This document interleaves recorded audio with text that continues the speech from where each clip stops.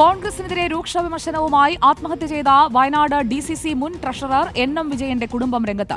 Party പറഞ്ഞു പറ്റിച്ചെന്ന് NM വിജയന്റെ മരുമകൾ പത്മജ റിപ്പോർട്ടറിനോട് പറഞ്ഞു. കുടുംബവും കൂടി ആത്മഹത്യ ചെയ്താലേ നേതൃത്വം കണ്ണു തുറക്കുകയുള്ളൂ എന്നും പത്മജ പറഞ്ഞു.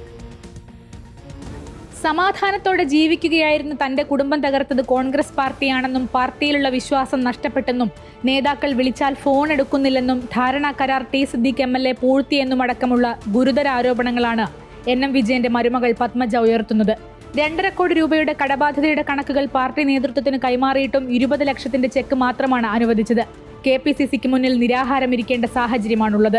ഈ വീടിരിക്കുന്ന പട്ടയം എന്തിനാണ് വെച്ചതെന്ന് അച്ഛൻ വ്യക്തമായിട്ട് എഴുതി വെച്ചിട്ടുള്ള കാര്യമാണ്. അത് കിട്ടാൻ വേണ്ടിയിട്ട് ഞാൻ എൻ്റെ മക്കളെയും കൊണ്ട് KPCCന് മുന്നിൽ പോയിട്ട് നിരാഹാരം ഇരിക്കാൻ വേണ്ടിയിട്ട് പോവുകയാണ് ഇനി. അസുഖബാധിതനായി ആശുപത്രിയിലായിരുന്ന NM വിജയന്റെ മകന്റെ ആശുപത്രി ബില്ലടയ്ക്കാൻ പോലും ദുരിതത്തിലായി എന്ന പ്രയാസവും കുടുംബം പങ്കുവെക്കുന്നു. അതേസമയം NM വിജയന്റെ ആത്മഹത്യയുടെ KPCC അന്വേഷണത്തിൽ നേതൃത്വത്തിൽ ആശയക്കുഴപ്പമുണ്ടെന്ന് വ്യക്തമാണ്. കുടുംബത്തെ പാർട്ടി സഹായിച്ചിട്ടുണ്ടെന്നാണ് തന്റെ വിശ്വാസമെന്ന് ചെന്നിത്തല പറഞ്ഞപ്പോൾ അന്വേഷണം പൂർത്തിയാകാതെ എങ്ങനെ പണം നൽകുമെന്നാണ് രാജ്മോഹൻ ഉണ്ണിത്താൻ പ്രതികരിച്ചത്. NM വിജയന്റെ കുടുംബത്തിന് KPCCയും വയനാട് ജില്ലാ കമ്മിറ്റിയും സഹായം നൽകിയിട്ടുണ്ടെന്ന് പ്രതിപക്ഷ നേതാവ് VD സതീശനും പറഞ്ഞു. വയനാട് ജില്ലാ കമ്മിറ്റിയും KPCCയും കുടുംബത്തിന് ആവശ്യമായ സഹായങ്ങൾ കൊടുത്തിട്ടുണ്ട്. റിപ്പോർട്ടർ, വയനാട്.